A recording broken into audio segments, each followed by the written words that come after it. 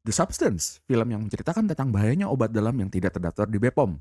Karena kalau sudah disuntik, itu bukan kosmetik, tapi sudah obat.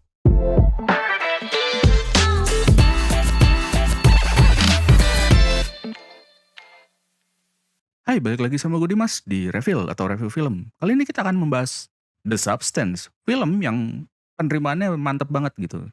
Ratingnya di IMDb aja itu sekitar 7,7 kalau nggak salah terakhir gue lihat ya. Genre filmnya sendiri campur-campur antara drama, horor, psychological horror, monster horror, dark comedy, sama body horror. Tapi, gua rasa sebagian besar filmnya, terutama di bagian-bagian awal itu lebih ke drama. Disutradarai sama Coralie Farjad, yang namanya kedengeran banget British. Enggak dong, namanya tuh kedengeran banget French ya. Tapi gua nggak tahu bener apa enggak, soalnya gue baru dengar sekarang. Mungkin karena gue kurang gaul aja, jadi gue kurang kenal sama Coralie Farjad. Tapi, setelah filmnya yang ini, yang gue tonton sekarang, gue akan mencari Coralie Farjad di mana-mana karena menurut gue, dari segi kualitas gambar dan sinematografi, pemilihan shot, pemilihan scoring, itu gue suka. Diperankan oleh Demi Moore, seorang aktris yang sudah mulai menua, sehingga mulai ketakutan ditinggalkan industri gitu.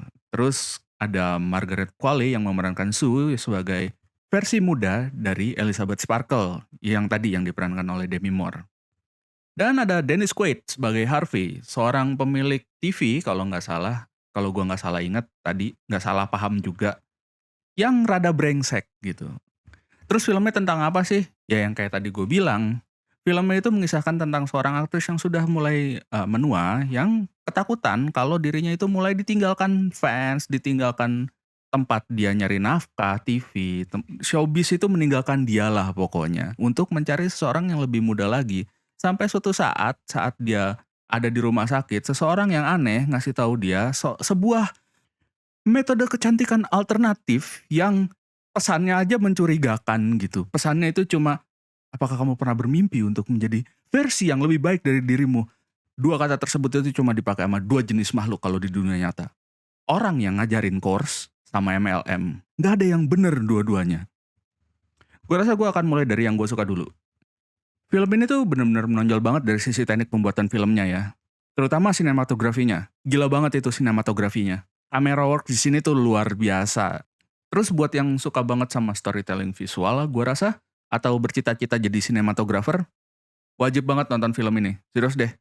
Film ini tuh kayak ngebreak aturan-aturan baku soal gimana cara syuting film yang biasanya kita lihat di bioskop gitu. Si sutradaranya juga berkali-kali pakai pendekatan yang gak mainstream dengan sering banget pakai close up yang super ekstrim gitu. Close up-nya tuh bener-bener ekstrim gitu, sampai deket banget gitu, sampai kayak lu ngerasa comfort zone lu tuh dilanggar gitu.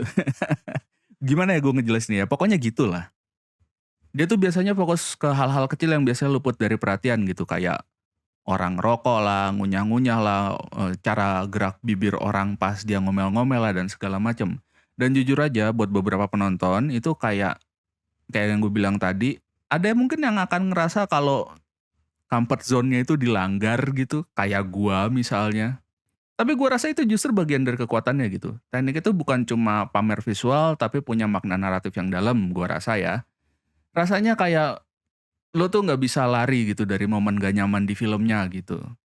Kayak beneran kejebak bareng sama karakter-karakter yang berhadapan dengan orang ini gitu. Terutama ketika si bapak pemilik TV itu, si Dennis Quaid itu lagi makan udang gitu, yang kecak kecuk gitu. Walaupun gua rasa bunyi kecak kecuknya itu terlalu banyak ya, tapi gua rasa itu memang pilihan yang tepat buat memberikan rasa nggak nyaman ke penonton gitu.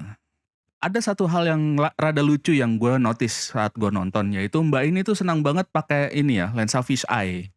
Lensa fisheye-nya itu dipakai buat nge-shot orang gitu.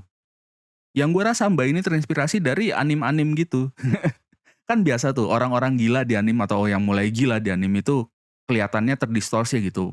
Palanya melebar, dari biasanya digambarkan dari dahi gitu, terus matanya agak ke samping gitu. Pokoknya kelihatan kayak gila aja gitu, dan Mbak ini sering melakukan hal itu juga ke beberapa karakternya.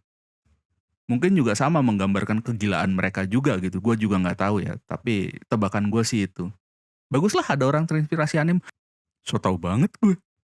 Terus lagi kayak yang gue sebutkan tadi di depan, sound design-nya itu benar-benar next level ya. Suaranya itu nggak cuma sekedar jadi background gitu, tapi jadi elemen penting yang bikin horor di film itu makin kerasa gitu. Yang gue bilang tadi suara kecap-kecap, suara seret, bisikan, atau bahkan ini gue bakal ngomong sesuatu yang jijai. Hening di sini itu menggelegar sekali. Anjay. Oke, kayaknya udah semua sih yang gue suka. Sekarang ke yang gue nggak suka. Simple ceritanya. Gue nggak tahu ya. Bagi gue di 15 menit pertama itu gue udah ngerti apa yang mau disampaikan filmnya. Filmnya itu mau menyampaikan bahwa showbiz itu merusak orang dan orang rela melakukan apa-apa sampai mengorbankan kesehatannya sendiri gitu buat masuk kembali ke industri showbiz. Gue udah paham itu. Nggak perlulah sampai 2 jam gue nonton dengan informasi yang sama aja. Yang gue udah tahu, gue udah paham. Sepanjang film gue malah teringat ini, ceritanya Dr. Jekyll dan Mr. Hyde. Yang kalau kalian nggak tahu itu adalah cerita tentang dokter yang memutuskan untuk menyuntikkan cairan kimia ke badannya untuk membentuk kepribadian baru pada dirinya, yaitu Mr. Hyde yang tiap malam dia berubah terus mulai mengacau di kota gitu. Yang dokternya pengen berhenti tapi rupanya dia sangat suka pribadi Mr. Hyde ini sampai dia nggak mau lepas dari substance itu sendiri gitu. Yang sama aja sebenarnya itu yang terjadi di film ini juga. Terus sekarang ke body horornya ya. Body horornya sendiri nggak terlalu gimana-gimana, biasa aja bagi gua. Tapi mungkin mungkin bagi orang yang belum pernah nonton genre seperti ini sebelumnya, body horror di sini tuh mengerikan ya. Soalnya ada gigi kecabut atau semacamnya di bagian-bagian paling akhir yang mungkin mengerikan bagi beberapa orang. Masalahnya gini, gue nonton film gore body horror gini sudah rada banyak. Bahkan salah satu yang paling bikin gue nggak bisa tidur sampai lama itu judulnya Martyrs. I won't let even my enemy watch that movie. Tapi balik lagi ke filmnya ya, ya udah gitu aja. Jadi, gue rasa film ini tuh rada kurang ya di ceritanya ya. Soalnya gini, lagi pula gini, kalau kita misalnya pikirkan soal karakter utamanya ya, karakter utama ini seorang wanita yang pada umur segitu itu masih menjadi host acara senam. Artinya wanita ini dari awal sampai sekarang ini selalu memperhatikan kesehatannya bukan?